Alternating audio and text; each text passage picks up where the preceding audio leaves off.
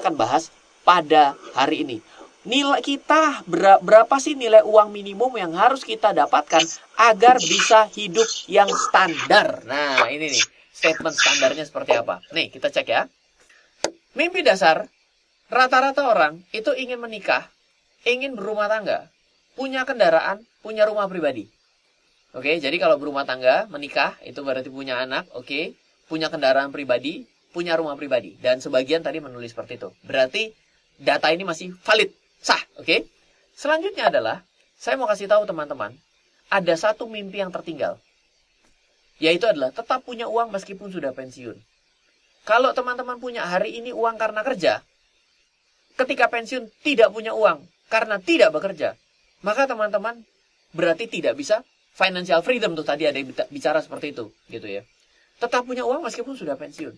Loh Ryan, saya masih muda. Umur saya hari ini baru 18. Saya hari ini baru umur 17. Apa saya perlu pikirin? Pensiun kan masih lama sekali. Betul. Kenapa? Coba ambil analogi sederhana begini. Kalau teman-teman disuruh mempersiapkan uang 1 juta, tapi 10 bulan ke depan dibutuhkan 1 jutanya. 1 juta, tapi butuhnya adalah besok. Kira-kira lebih berat mana? Andaikan kita cicil pelan-pelan, 1 juta 10 bulan, kita tahu bahwa 1 bulan cukup 100 ribu. 1 harinya berarti tinggal 100 ribu dibagi 20. Ringan nggak? Ringan. Pertanyaan saya, kalau 1 juta besok, berarti waktu kita penuhi tinggal hari ini ke besok. Dihitung jam-jaman juga besar juga gitu. Artinya adalah kalau semakin panjang suatu kebutuhan uang akan goals yang kita inginkan secara jelas, bisa kita ketahui nilainya dan kita persiapkan dengan waktu yang lebih panjang, maka kita sebenarnya akan lebih ringan. That's it, nggak ada kata-kata lain. Dalam yang namanya ilmu keuangan itu enak. Kalau kita berbicara mengenai teori investasi. Cuma tambah kurang kali bagi. Tambah kurang kali bagi. Loh kok bisa tambah kurang kali? Ya iya dong. Sekarang saya perlu uangnya 10 juta di bulan ke-10. Berarti kalau hari ini ya 10 juta bagi 10. Loh nggak segampang itu Ryan. Kan ada kenaikan harga. Nanti itu jangan ngomong itu dulu. Kadang-kadang kalau kita bawa sederhana, ada orang yang ngerasa lebih pintar untuk bicara lebih kompleks. Orang belum dihitung dengan kenaikan harga saja. Kadang-kadang nggak punya nilainya kok, apalagi sudah dihitung dengan adanya kenaikan harga. Nanti pinggirkan itu dulu. Nah, saya mau cerita mulai dari kebutuhan yang pertama. Kebutuhan yang paling kecil, paling sederhana. Misal, ada orang bilang mau beli mobil, 150 juta. 150 juta andaikan dibeli hari ini. Ya, boleh-boleh saja dong. Kan yang namanya kebutuhan tadi beli mobil, beli rumah, menikah, dan pensiun. Sekarang kita akan mulai dengan beli mobil 150 juta. Banyak orang bilang, oh kalau yang namanya beli mobil itu gampang Ryan. Kamu tuh cukup, ini nih adalah ringkasan bagaimana caranya orang melakukan kredit kendaraan bermotor ya. Ini adalah kalkulatornya. Lalu ternyata total DP-nya cukup 26 juta. Total angsuran cuma 2.700.000.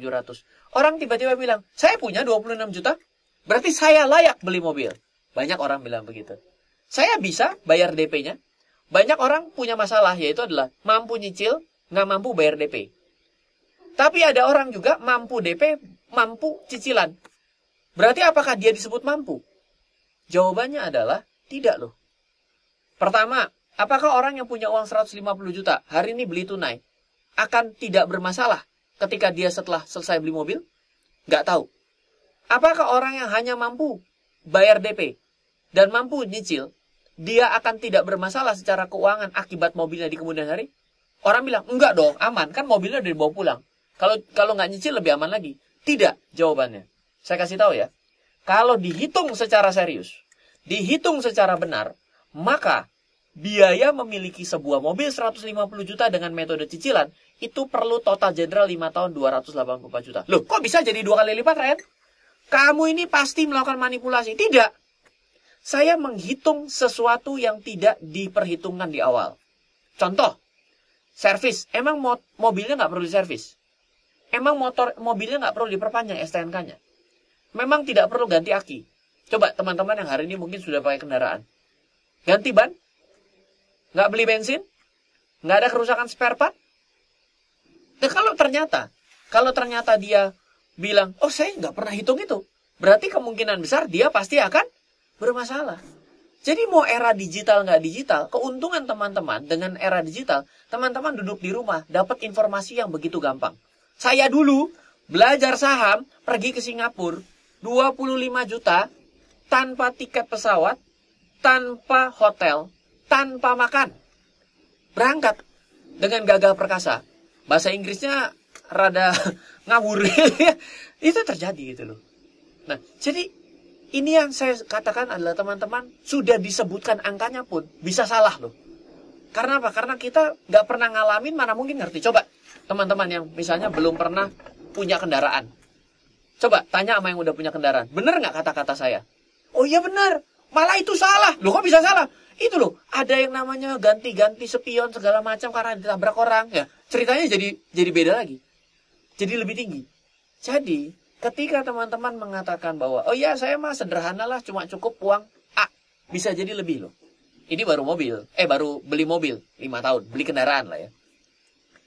150 jadi 284 juta. Plus bunga. Oke? Plus bunga. Oke? Jadi, kenapa banyak orang yang hari ini mampu nyicil mobil, tapi mobilnya akhirnya ditarik? Kenapa? Karena dilema. Dia nggak pernah hitung bahwa mobilnya perlu bensin. Nggak bisa didorong. Kecuali kalau misalnya mau irit ya didorong kemana-mana. Tapi lucu, bukan naik mobil, itu mainnya dorong mobil gitu ya. Nah, itu perlu kita pelajari di awal. Akhirnya adalah milih beli bensin dibanding bayar cicilan. Akhirnya apa? Ya, ditarik mobilnya. Tapi kalau mampu nyicil tapi nggak bisa bayar bensin, kan lucu juga.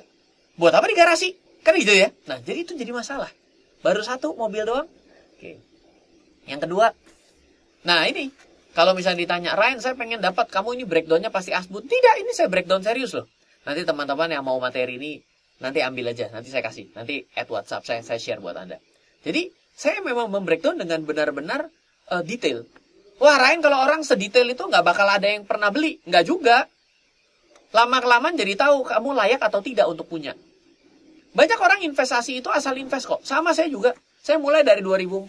Asal beli aja. Buat apa? Biar kaya. Kaya punya berapa duit? Ngeblur loh ditanya begitu saya dulu mah. Kalau saya hari ini, saya bisa sebut angkanya dengan jelas. Berapa kebutuhan minimum agar keluarga aman? Saya bisa jawab dengan jelas. Gitu loh. Oke? Ini PR, baru nomor 1 nih. Kan tadi pengen seperti Arif Muhammad. Nggak tahu karena Arif Muhammad karena kepingin jalan-jalannya, atau kepingin punya rumah kos-kosannya, atau kepingin punya istrinya. Nggak tahu. Intinya adalah harus jelas. Yang mana yang dimaksud kepingin gitu loh. Lanjut. Nah, ini dia. Sekarang yang kedua. Kalau kamu mau beli rumah. Oke, kalau tadi kan mau beli mobil. Sekarang mau beli rumah. Misal, kita ini punya pendapatan 6 juta. Dan kita itu DP rumah adalah 20%. Nah, ini nggak mungkin. Ada, memang betul, oke tanpa DP, betul. Tapi pada kondisi umumnya pasti akan ada DP. Mungkin adalah 20%, adalah 10%, yes. Berapa itu pasti ada DP. Dan kalau misalnya kita itu punya pendapatan 6 juta, bank tidak mungkin akan memberikan kita cicilan 6 juta yang uang kita cicil. Berarti nggak mungkin. Kenapa? Bank bilang, loh kalau kamu cicil saya 6 juta, pendapatan kamu 6 juta, kamu pasti akan gagal bayar. Kenapa? Memang kamu hidup sehari-hari bagaimana?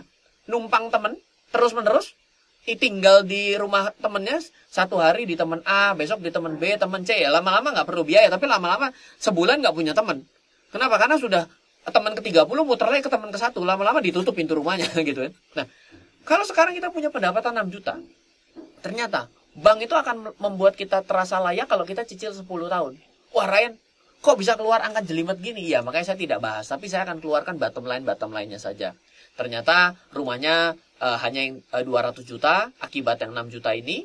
Dan ternyata kalau seperti di Jakarta umpamanya, rumah 200 juta nggak ada. Jawabannya adalah di kota satelit. Ataupun kalau ada adalah apartemen. Apartemen yang ada di tengah kota. Seperti itu. Kadang-kadang hal ini akan jadi masalah. Waktu kita cuma tinggal sendiri, teman-teman mungkin masih belum menikah gitu ya. Tapi pikirkan deh, kalau cuma punya kamar 1, ternyata sudah punya anak, anaknya makin gede. Apa akan terus satu kamar akan disusupi 100 orang? Ya gimana? Akhirnya nggak bisa tidur kan? Bener nggak? Nah, jadi artinya adalah sesuatu yang kita lihat pada hari ini itu adalah mampu, bisa, oke. Dalam 5-6 tahun ke depan, teman-teman bisa bilang, ini udah nggak cocok lagi. Sama kayak orang pakai handphone aja. Oh, dulu RAM 4 kayaknya udah oke. Sekarang RAM 6 pun sudah bengek. Ntar lagi RAM 8, ntar lagi RAM 12. Ya sama seperti kebutuhan terkait dengan yang tujuan keuangan, contohnya seperti punya rumah. Ini juga terjadi seperti itu loh. Nah, mari kita berhitung sekarang. Oh ternyata, enteng kok punya rumah 200 juta. Cicilannya cuma 2 juta. Mampu saya? Bisa saya cicil 2 juta? Selalu begitu orang. Ini tujuan keuangan kedua ya. Pertama punya kendaraan, shocking 150, total general 300 juta. Sekarang yang mau ngejar sebuah properti. Karena kan orang suka bilang, saya ini kalau misalnya sudah punya rumah tenang hidupnya. Nanti kamu nggak tenang dikejar-kejar hutang karena kamu bingung. Karena kamu nggak hitung dengan baik. 200 juta. Mampu saya cuma 2 juta kok, kecil. Penghasilan saya 6 juta. Layak tuh di mata bank. Oke, bagus, betul. Ternyata, hitung punya hitung. Kalau kita hitung-hitungnya dengan jeli, ada cicilan kita sebulan yang cuma 2 juta terasa ringan, itu ternyata biaya per bulan yang harus kita keluarkan adalah 3.700.000. Loh kok bisa, Ryan?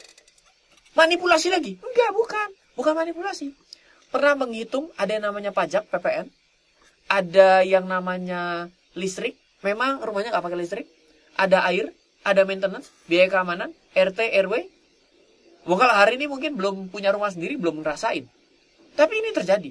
Lah terus habis itu, pertanyaannya, memang nggak diisi rumahnya. Ini namanya isi rumah, furnish. Begitu rumahnya plong, kosong aja. Ya cuman apa? Ya cuman keramik sama tembok. Lah terus tinggalnya di mana? Ya di situ. Ya kan nggak bisa.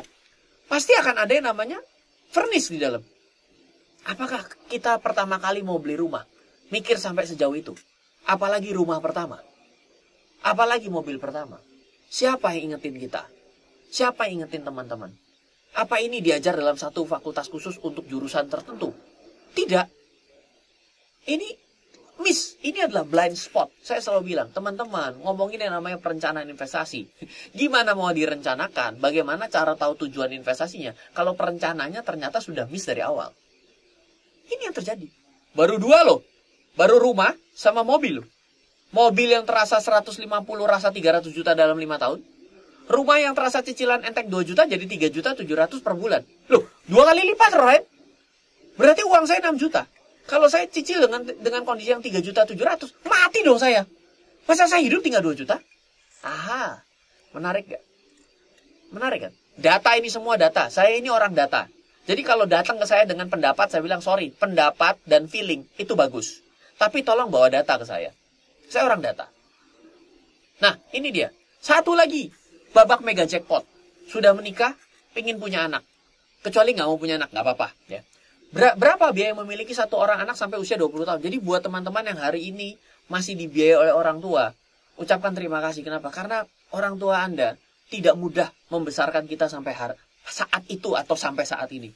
Saya bersyukur bahwa orang tua saya memberikan saya kesempatan untuk pendidikan. Itu adalah investasi modal awal yang sangat bagus yang diberikan orang tua kepada saya.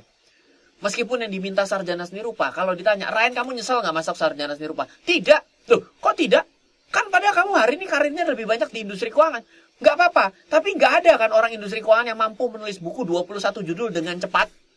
Kenapa? Karena saya akhirnya memahami cara otak kanan saya bekerja. Kalau bukan yang namanya jurusan sarjana seni rupa mengaktifkan otak kanan, mana ada? Saya diajarin bagaimana membaca tren. Saya diajarin bagaimana berpikir konsep. Saya diajarin bagaimana berpikir kreatif. Datang dari mana itu? Saya bersyukur. Makanya saya mendapatkan, saya tidak pernah mengatakan, ada orang yang bilang, Ryan kamu ini pasti nyesel ya. Ambil S1 sarjana seni rupa. 100% tidak. 100% tidak.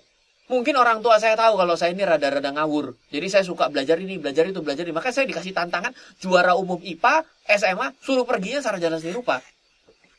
Ya, saya bersyukur seperti itu. Nah sekarang kita akan kembali. Bagaimana kalau ternyata kita berbicara hanya punya satu anak saja?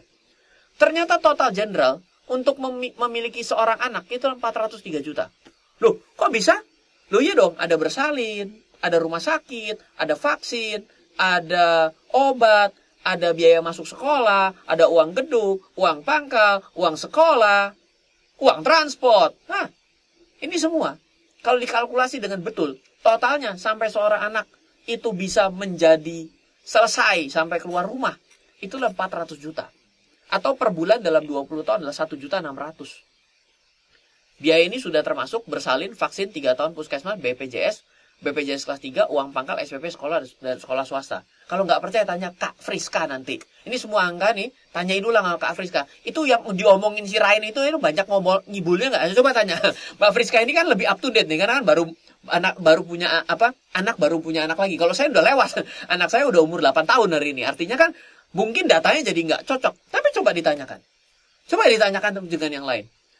Ini adalah sesuatu pesan yang sangat berharga kalau teman-teman belum melewati. Percaya saya, garansi uang kembali.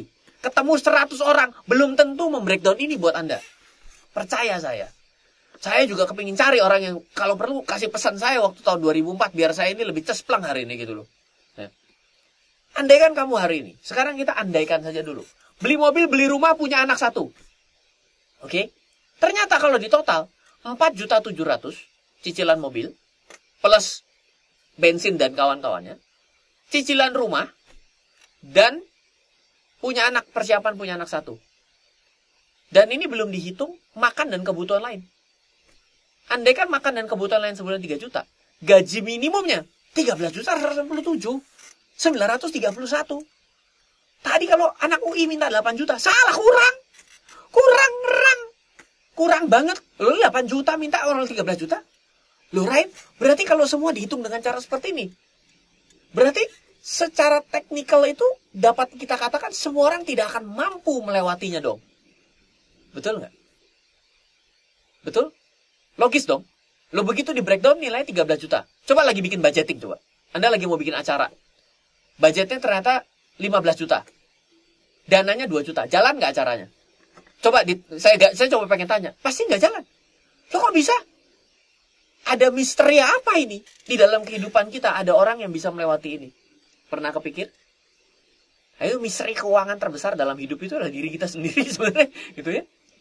Nah, ini kalau anakmu 1, istrinya 1, mobilnya 1, rumahnya 1. Semua hitungan tadi, harganya nggak naik-naik. Andaikan hitungan ini masih sama aja, gitu loh. Tadi dia bilang, mengalahkan inflasi, jangan dihitung inflasinya dulu. Hitung inflasinya nanti stres loh.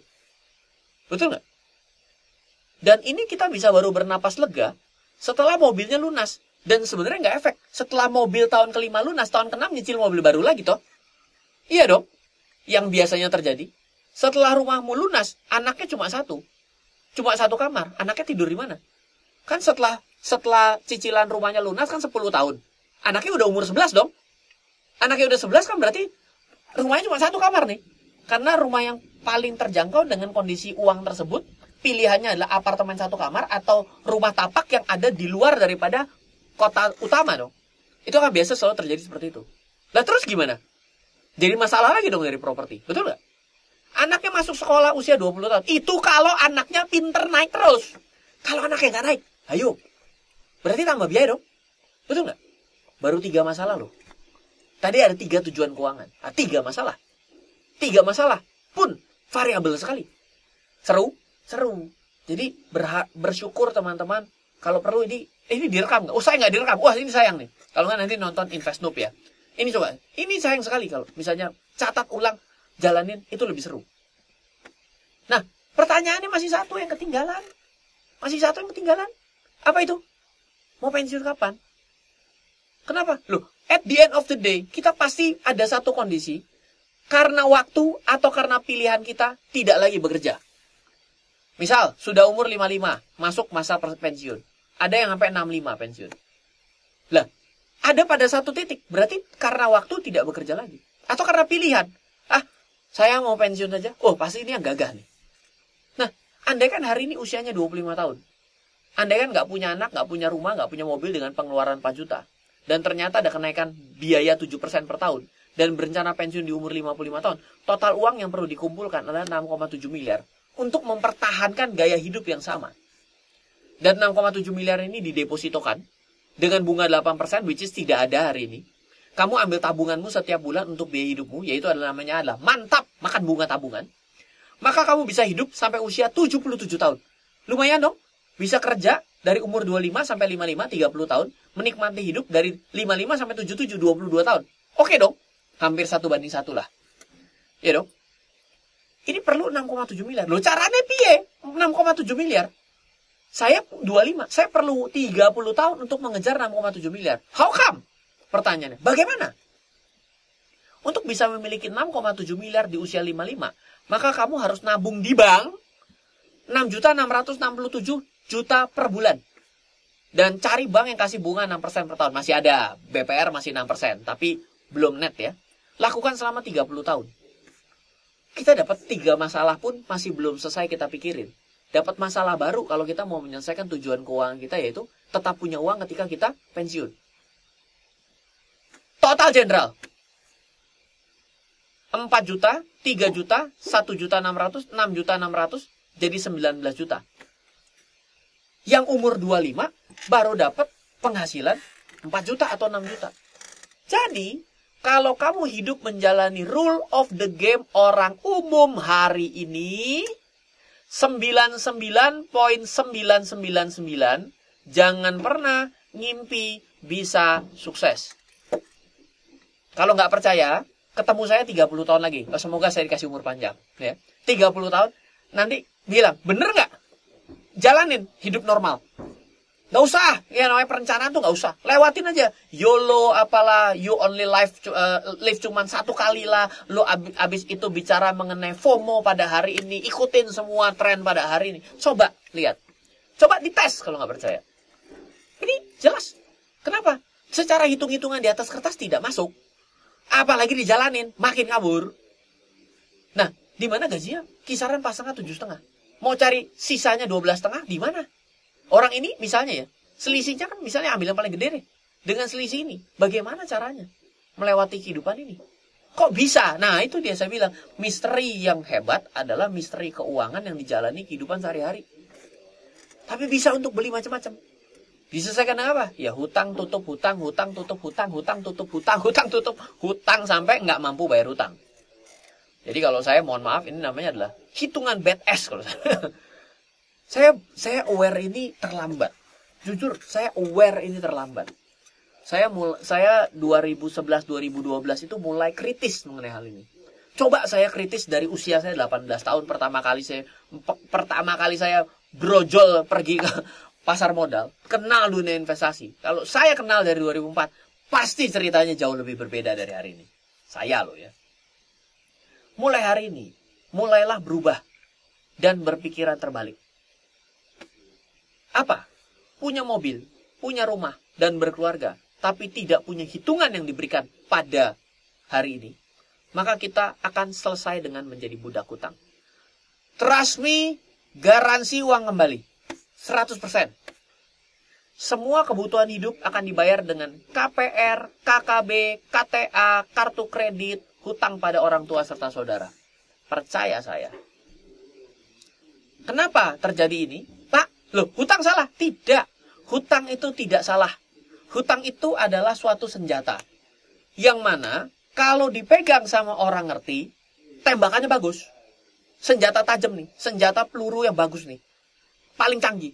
Tapi kalau digunakan oleh orang yang salah, wah, bahaya luar biasa. Oke?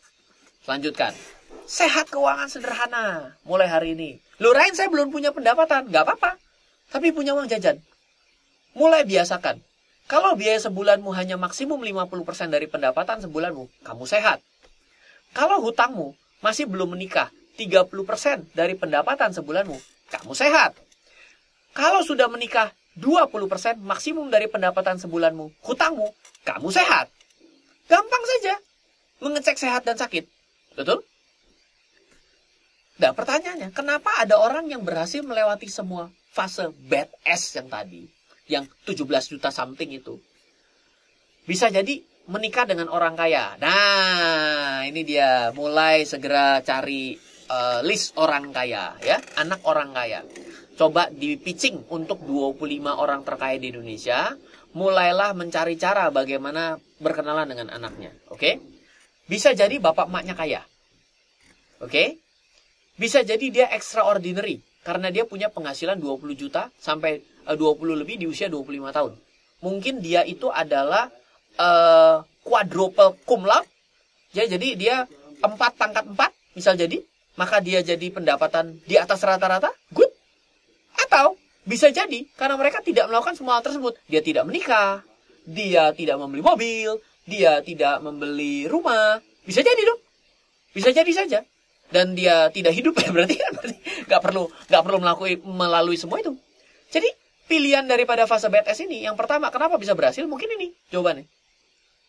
Oke, saya lanjutkan. Tapi sebenarnya saya akan ceritakan ada jalan tengah. Ada little secret things yang orang suka sepelekan. Yaitu adalah compounding interest. Yaitu adalah penahanan diri untuk sampai satu titik sederhana saja. Sampai pada akhirnya semua ini bisa dilewati dengan cukup lancar. Yaitu adalah compounding interest. Compounding interest itu adalah suatu kondisi yang terjadi akibat pertumbuhan. Mungkin compounding interest bagi orang, Pak, tapi kan ini riba. Enggak, kita jangan lihat di sananya dulu. Pertumbuhan sesuatu yang eksponensial pun yang namanya adalah compounding.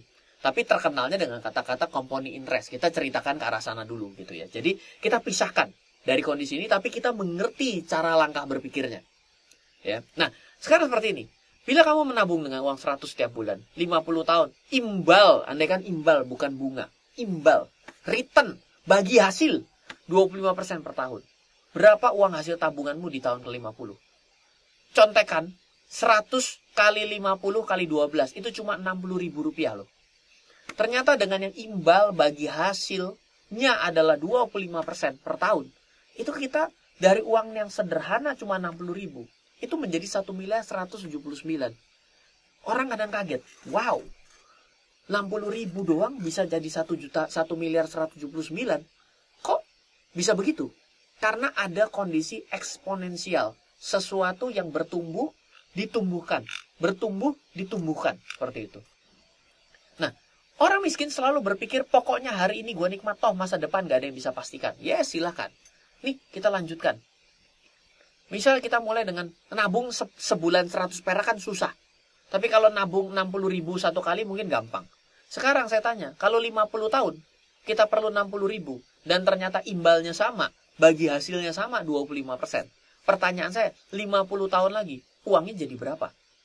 Jadi 14 miliar. Kadang-kadang bingung nggak? Uangnya sama. Bedanya, yang satu disiapkan di depan, yang satu dicicil. Ternyata kenaikannya 14 kali lipat loh. 14 kali lipat. Apa semangat yang ada di sininya?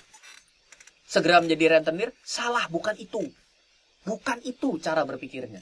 Tapi kita tahu sesuatu yang kita siapkan dari jauh-jauh hari, di mana nilainya sangat sederhana sekalipun, dalam waktu tertentu akan menghasilkan sesuatu yang keren.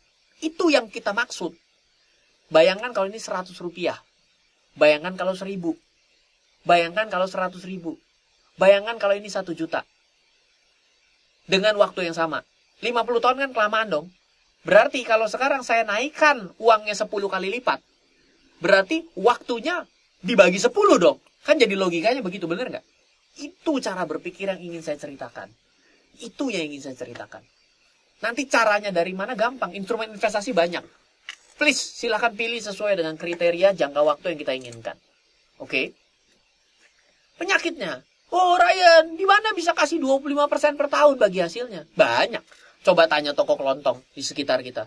Masa bisnisnya nggak bisa menghasilkan 25%? Banyak. Nah, kalau kita bicara, ya jangan nabung 100 dong. Nabung yang banyakan dong. Investasi yang lebih dong. Masa saya punya penghasilan 4 juta, nabungnya 100? Kan konyol. Masa saya punya 4 juta, nabungnya 1.000? Investasinya 100.000. Kapan tercapainya? Nggak akan pernah tercapai. Kenapa? Karena prinsipnya kan yang ini nih. Nih. Sehat, keuangan sederhana. Pertanyaannya, sudah berhasil 50% dari pendapatan sebulan, 50%-nya lagi dikemanain? Buat jajan, Pak. Traktir teman-teman, ya silakan. Habis terus. Berarti itu namanya konsumsi juga, gitu loh. Nah, lagi pula, kata siapa tidak ada bank yang memberikan keuntungan 20% per tahun? Ini kalau bank. Oh, bank syariah ada. Orang saya mendapatkan salah satu exponential growth dari investasi saya di 2018. Itu adalah dari salah satu bank syariah loh. Top, Marco Top, seret, naik. 8 kali lipat, bos. Mantap, luar biasa. Jadi ada saya seperti itu. Nah, jadi setelah kita berhasil menghitung, intinya tuh menghitung dan menyadari, semoga tidak ada hutang, tolong.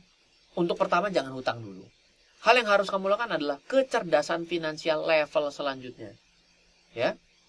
Yaitu adalah kita harus mengenal yang namanya faktor penundaan. Ada satu kejadian yang ajaib. Misal ya, kita tiba-tiba jadi orang yang sadar. Waduh, ternyata berat banget ya. Untung saya belum melakukan semua.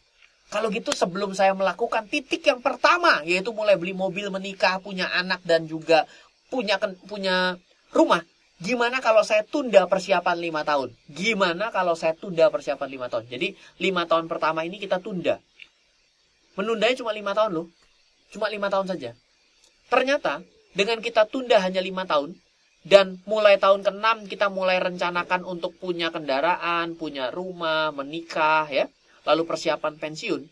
Semua nilai tadi yang tadi kita anggap terasa berat, itu tiba-tiba ketika kita hitung seperti ini sampai dengan usia kita pada akhirnya pensiun di umur 55, kita ternyata mencari suatu investasi saja, mencari investasi sederhana yang 15%, investasi saham 15%, masuk akal sekali. Kalau nggak percaya tanya Kak Friska.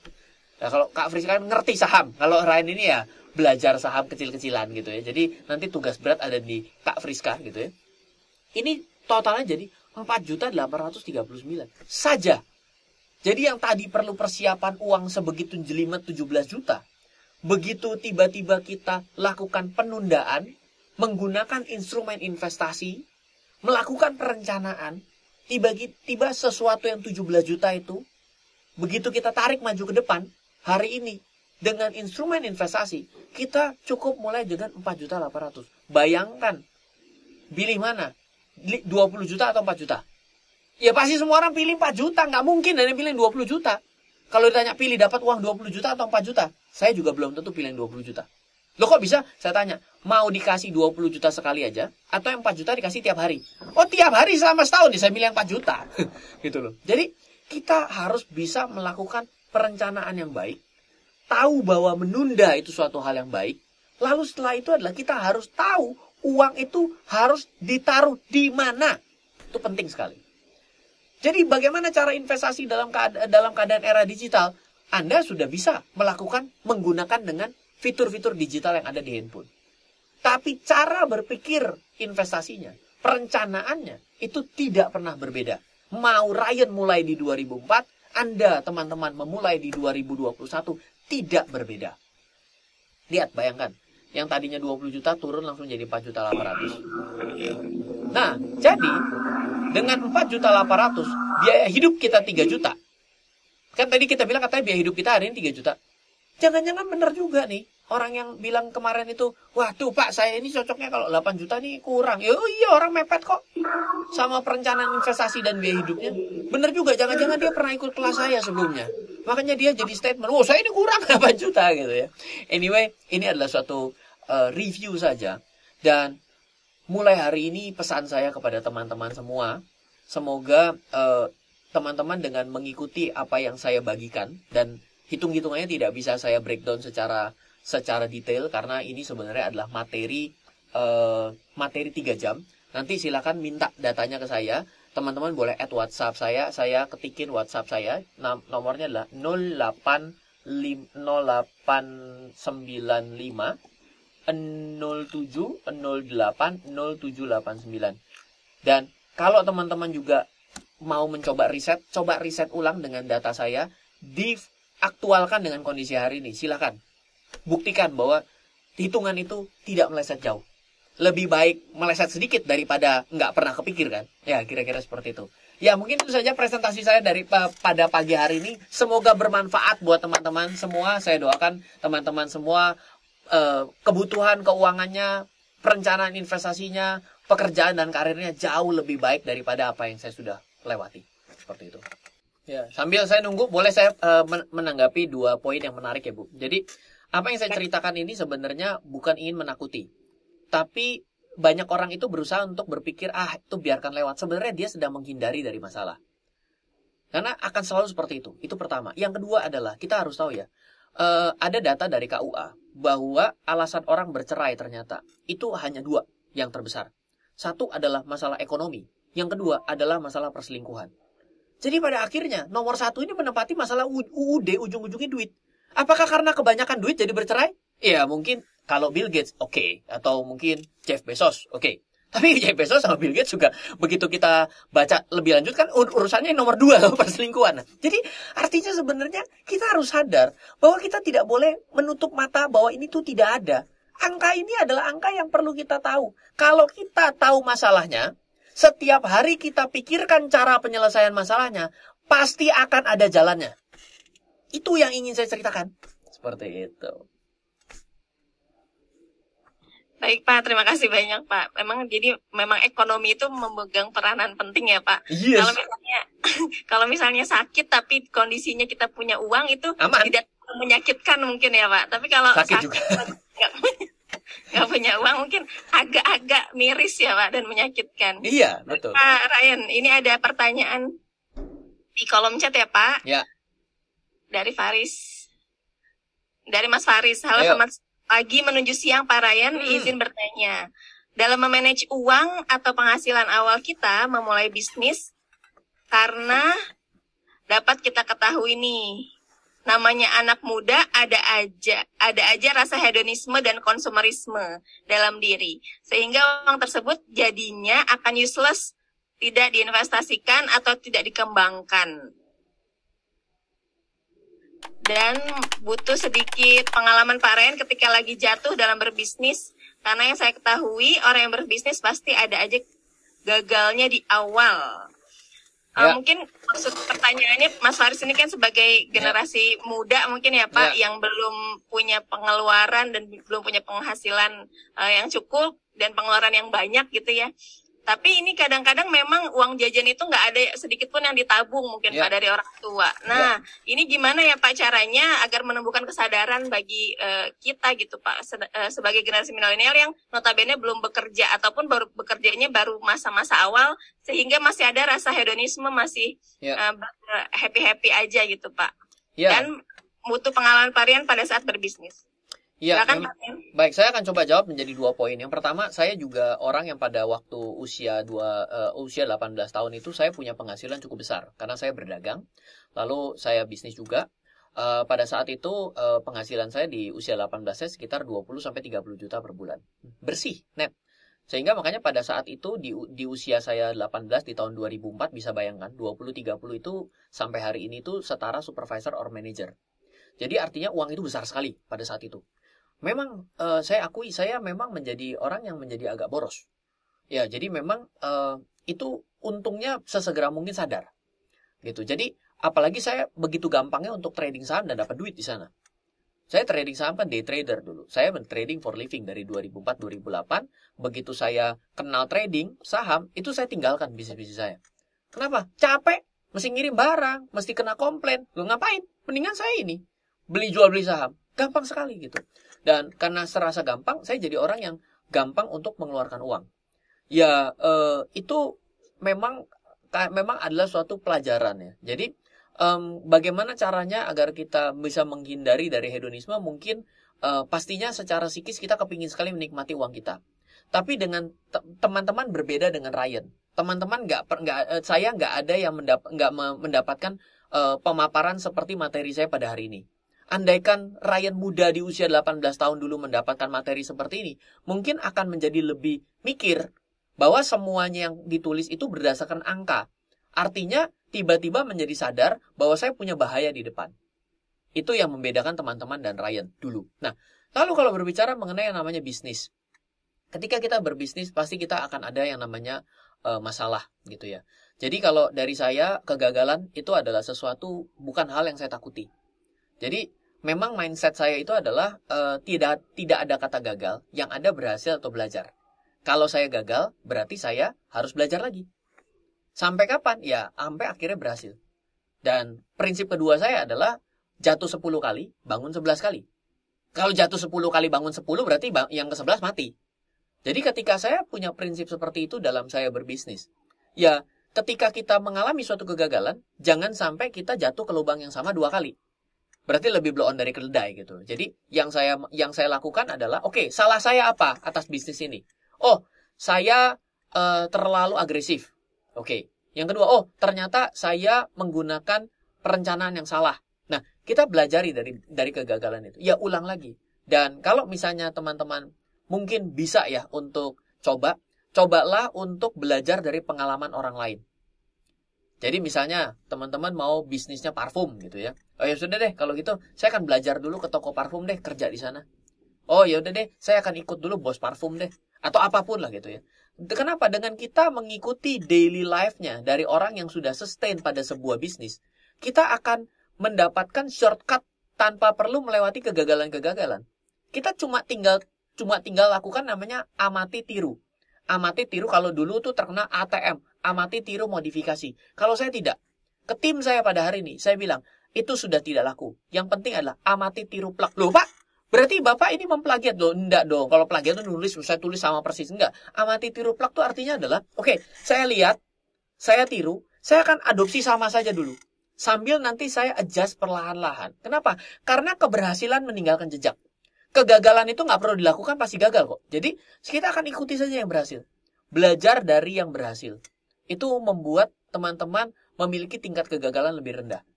Dan tinggal mental. Seperti itu. Baik Pak, terima kasih banyak atas pengalamannya ya Pak. Ya. Jadi bukan apa tadi amati tiru modifikasi. Nah, itu memang ditirunya tapi tiru yang baik-baik ya Pak. Yang, oh iya, yang baik diambil, yang jelek jangan diambil. Tujuan kita kan adalah mengambil yang baik. Masalahnya adalah manusia itu lebih gampang meniru yang buruk. Itu masalah utama. Oke. Iya benar Pak. Itu lebih gampang soalnya Pak. Iya. Tapi kalau hal-hal yang baik itu memang susah dilakukan ya Pak. Iya. Selanjutnya ya Pak, pertanyaan dari Dira Ayu dari IAIN Ponorogo. Pak Ryan, bagaimana cara menjaga tingkat pengeluaran dan memastikan bahwa saya menabung? Oh, gampang. Enteng sekali. Begitu terima uang, misalnya 2 juta, langsung 50%-nya tabung. Langsung tabung. Sisa 1 juta. Wah, Pak, jadi sadis banget. Iya. Karena kita itu kadang-kadang kalau kita bilang, ya nanti disisa di belakang, hilang udah nggak ada. Hilang udah nggak ada. Banyak kejadian yang lucu kok. Saya ingat sekali ya, 2 tahun yang lalu ketika belum pandemi itu kan, saya kalau di Jakarta, saya pakai kendaraan umum. Karena saya capek sekali nyetir gitu ya. Saya pakai kendaraan umum. Jadi begitu menjelang hari raya, itu ada sekelompok orang itu jalan gitu. Wah, asik nih. Terima THR. Gue bayar utang Dia bisa dengan disiplin karena membayar hutang. Artinya adalah sebenarnya kita ini semua adalah orang-orang yang disiplin kalau dipaksa. Jadi gampang saja. Ketika kita tidak punya hutang, terima kasih. Caranya adalah treatment itu seperti hutang untuk masa depanmu. Loh kan ya belum? Pengen menikah yang enak. Jangan sampai ada masalah keuangan. Anaknya pengen sekolah dengan lancar. Pengen hidup enak pada saat pensiun. Itu kan hutang kita untuk masa depan kita toh. Potong. Dari awal, sama kayak kita ngutang sama orang. Kalau perlu seperti ngutang sama orang yang debt kolektornya sangar hitam tinggi besar, tatoan, keantingan di hidung, anggap seperti itu. Saya yakin kalau dilakukan 10 kali berturut-turut, pasti yang ke-11 udah jadi kebiasaan kok. Gampang caranya, potong di depan. Jangan pakai kata sisa deh, nggak ada sisa udah jamin. Kira-kira begitu, Mbak Dira. Iya Pak, memang kalau utang itu kewajiban ya Pak. Tapi kalau nabung tuh sepertinya hukumnya tuh masih sunnah gitu Pak. Jadi kadang iya, kadang enggak gitu ya. Nah, maka saya bilang memang jadi kewajiban ya. Saya balik, itu adalah hutang untuk masa depan kita loh.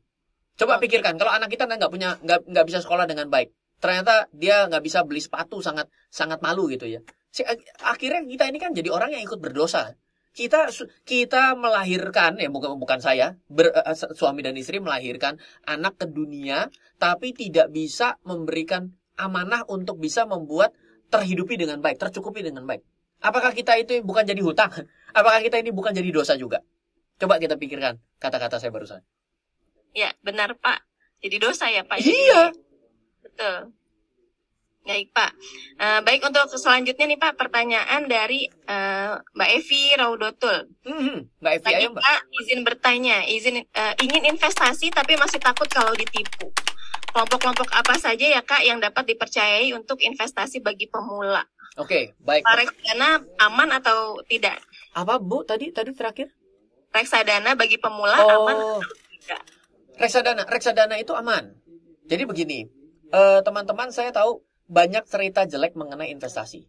Oleh karena itu, jangan belajar dari tempat yang salah. Saya tahu YouTube hari ini adalah suatu sumber informasi yang luar biasa. Tapi tidak semua orang berbicara di YouTube memiliki kompetensi yang mencukupi. Bisa jadi dia adalah influencer yang minim pengetahuan dadakan akibat COVID, tiba-tiba jadi influencer saham. Akhirnya, ya Anda belajar dari tempat yang salah. Dan juga bukan bermaksud belajar dengan Ryan. Tapi lebih baik, coba ada namanya Otoritas Jasa Keuangan. Buka websitenya. Lihat di sana, produk investasi apa yang diawasi OJK. Atau kita mau menabung, ya kita lihat dong Bank Indonesia. Siapa sih? Oh, ternyata harus ada lembaga penjamin simpanan. Reksadana jelas aman dong. Kenapa? Karena diawasi oleh OJK juga. Reksadana itu yang membuat menjadi tidak aman kalau memilih reksadana dengan pilihan yang salah. Loh, kok bisa begitu, Ryan? Contoh sederhana begini. Reksadana itu ada 4. Namanya adalah reksadana pasar uang, reksadana pendapatan tetap, reksadana campuran, reksadana saham. Kalau teman-teman ingin jangka panjang, belilah secara berkala reksadana saham. Misal di atas 5 tahun. Nggak salah. Oke. Jadi kalau seperti perencanaan yang tadi di list tuh, yang cuma bayar 4 juta dari 17 juta, untuk perencanaan yang jangka panjang yang di atas 5 tahun, itu investasi di reksadana saham tidak salah.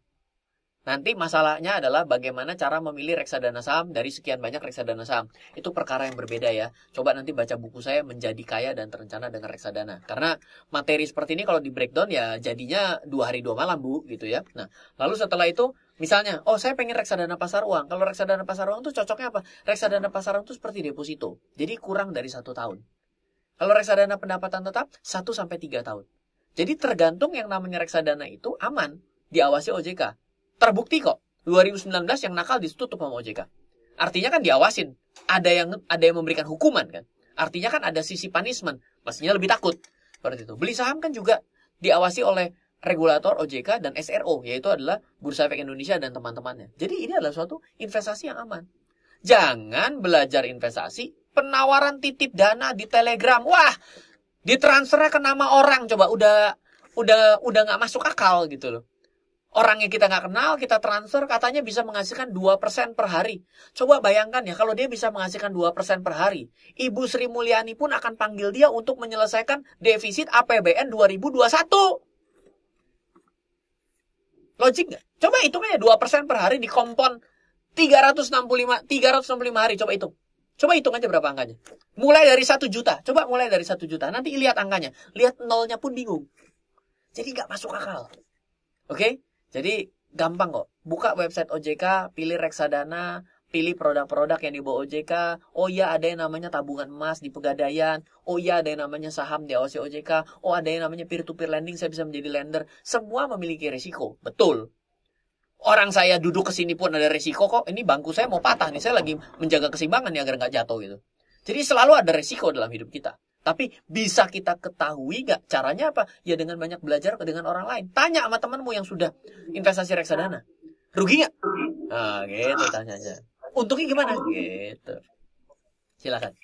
Baik Pak, berarti berdasarkan pengalaman orang itu lebih baik ya Pak. Maksudnya ini udah ada pengalamannya, si Anu udah pernah gitu ya Pak. Investasi dan itu menguntungkan. Iya memang risiko semuanya ada ya Pak. Ada. Orang diem aja juga ada risikonya ya Pak. Apalagi orang investasi ya. Betul. Oke. Baik Pak Rian, mungkin ini ada keterbatasan waktu ya Pak. Wah sayang ya. Kedua alhamdulillah sudah hadir juga. Ya. Berarti dengan berakhirnya pertanyaan tadi, maka berakhir juga sesi pemaparan materi dan diskusi dengan Pak Ryan Valbert. Yes. Mungkin mohon maaf sekali bagi penanya yang belum dijawab oleh Pak Ryan. Mungkin bisa lihat di buku maupun di channel YouTube-nya Pak Ryan. Boleh, WhatsApp saya juga boleh. 0895 0708 0789. Nanti materi juga saya berikan. Untuk pertanyaan-pertanyaan yang susah memang sudah saya sisakan untuk Mbak Friska. Kebetulan beliau sudah hadir. Nanti biarkan disiksa saja sampai sore. Baik Pak Ryan, saya mewakili panitia mengucapkan terima kasih banyak atas waktunya dan diskusinya sangat menarik. Mudah-mudahan dapat mengambil manfaat dan ilmu pengetahuan dari Pak Ryan Valbert. Amin ya rabbal alamin. Baik, terima kasih banyak. Halo, terima kasih sudah menyaksikan video di RF Channel on YouTube. RF Channel adalah channel edukasi untuk kita secara bersama-sama belajar dan mendapatkan aktualisasi mengenai investasi, keuangan, dan bisnis bersama saya, Ryan Filbert, dan tim. Add nomor WhatsApp saya di 0895 07 08 0789 0895 07 08 0789. Download aplikasi MyRF di Android atau iOS untuk mendapatkan artikel dan tema-tema khusus mengenai edukasi investasi, keuangan, dan bisnis pada aplikasi MyRF sekarang juga. Setiap bulan, saya bersama dengan tim memiliki kelas, mulai dari belajar trading dengan analisa teknikal, yang strateginya bisa Anda terapkan pada seluruh market, mulai dari saham, forex, hingga cryptocurrency, atau kelas investasi saham bernama Fundamental Camp.